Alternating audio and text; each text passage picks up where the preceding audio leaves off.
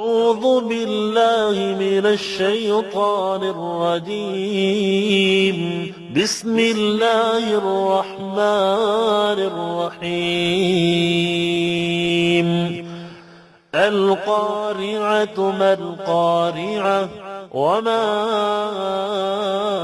أدراك ما القارعة يوم يكون الناس كالفراش المبثوث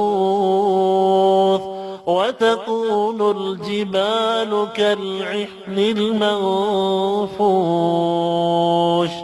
فأما من ثقلت موازينه فهو في عيشة راضية وأما من خفت موازينه فأمه هاوية وما